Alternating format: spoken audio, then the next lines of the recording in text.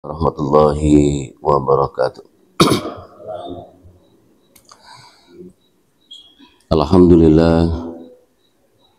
Alhamdulillahilladzi arsala rasulahu bil huda wa dinil haqq liyudhhirahu ala kulli dini wa kafa billahi syahida. Asyhadu an la ilaha illallah wahdahu la syarika lah wa asyhadu anna Muhammadan abduhu wa rasuluhu ma ba'du. Puji syukur kepada Allah SWT atas segala nikmatnya, dan kita berselawat kepada junjungan kita Nabi Muhammad SAW. Jamaah salat subuh yang dimuliakan oleh Allah, pekan depan kemarin kita membuka bab baru, yaitu berkenaan dengan akhlak terpuji. Insyaallah untuk pagi hari ini kita akan belajar sama-sama berkenaan dengan sabar dan tahan uji sebagai kelanjutan dari akhlak terpuji. Salah satu akhlak yang dimiliki oleh seorang muslim yang seharusnya ada pada diri masing-masing adalah sabar dan tahan uji di jalan Allah SWT. Sabar di sini adalah menahan hawa nafsu ketika menghadapi hal yang tidak disukai, atau tahan menghadapi yang tidak disukai dengan disertai semacam rasa senang hati dan pasrah. Seorang muslim hendaknya senantiasa menahan hawa nafsu agar dapat terus menjalani ibadah dan ketaatan yang tidak dia senangi. Dalam melakukan segala sesuatu, dalam hal ini adalah menghadapi menahan nafsu saat ditimpa musibah, saat diuji oleh Allah dalam berbagai macam yang mempengaruhi pada kecemasan, kegelisahan, ataupun mungkin amarah gitu ya, amarah. Sebagaimana dikatakan oleh para ahli hikmah, rasa cemas dan gelisah terhadap sebuah masalah itu, terhadap musibah yang sudah terjadi dikatakan sampai merupakan kerusakan. Sedangkan gelisah terhadap musibah yang masih perkiraan merupakan kebodohan. Oleh sebab itu ada beberapa hal yang nanti akan kita sampaikan berupa firman Allah, yang salah satunya berada di dalam surat Ali Imran. Ya ayyuhalladzina amanusbiru wasabiru warabitu wattaqullaha la'allakum tuflihun. Hai orang-orang yang beriman, bersabarlah kamu dan kuatkanlah kesabaranmu, dan tetaplah bersiap siaga di perbatasan negeri gitu ya, dan bertakwalah kepada Allah supaya kamu beruntung. Di dalam surat Al-Baqarah juga di situ di ayat 45, dan mintalah pertolongan kepada Allah dengan sabar dan sholat. Wasta'inu bis-sabri was-shalah. Jadi banyak ini tentang sabar ya memang. Di dalam surat An-Nahl juga begitu. Bersabarlah dan tidaklah kesabaranmu itu melainkan dengan pertolongan Allah. Jadi pada saat di situ ada kesabaran, maka di situ akan datang pertolongan Allah. Jadi yang seperti yang di dalam surat Al-Baqarah ayat 45 tadi itu. Kalau kita baca lengkap, ya ayyuhalladzina amanu, ya ayyuhalladzina amanu sabiru mohon maaf.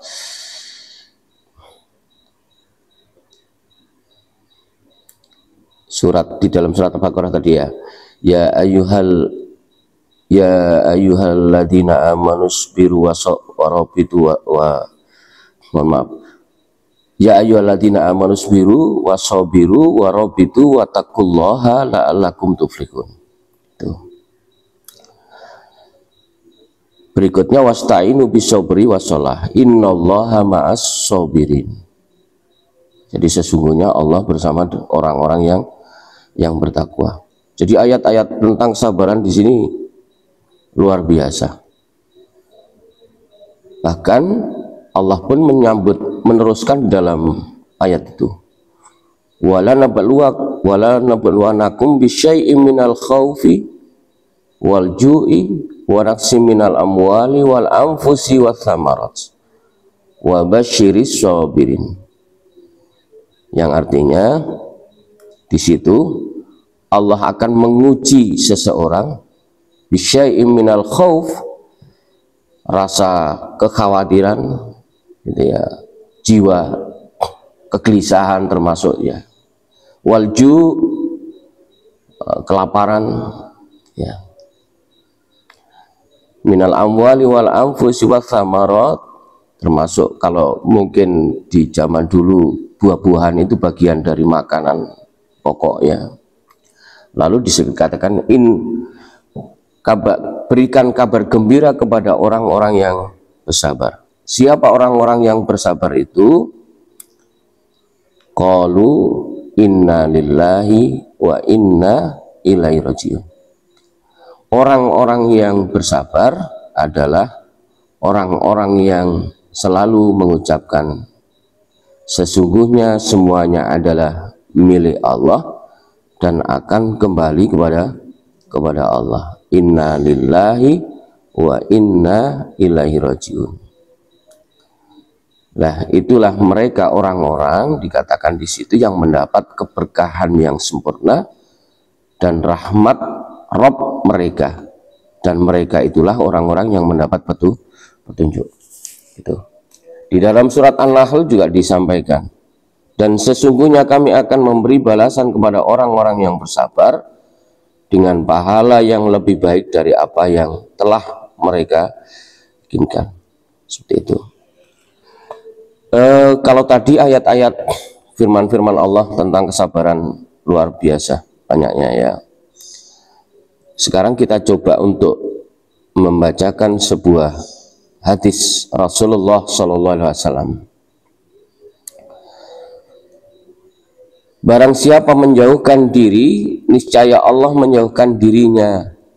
Barang siapa merasa cukup, niscaya Allah mencukupkannya. Barang siapa memaksa diri untuk bersabar, niscaya Allah menjadikannya sabar.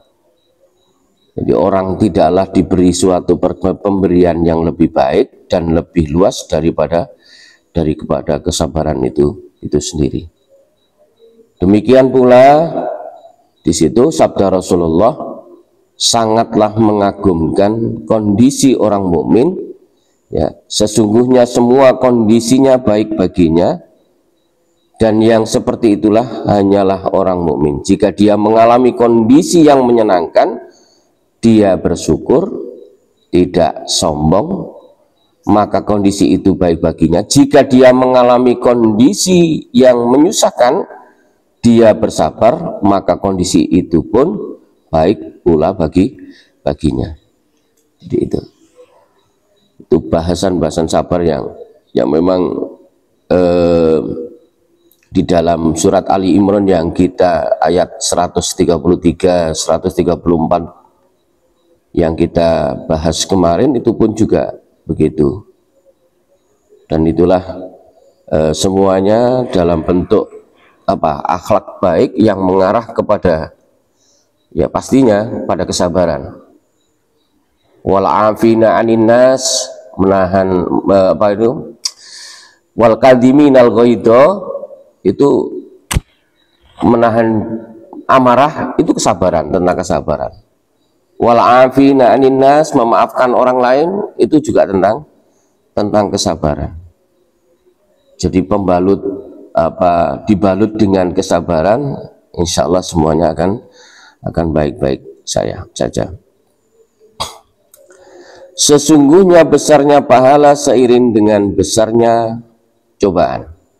Sesungguhnya apabila Allah Ta'ala mencintai sekelompok orang, maka diberi mereka cobaan.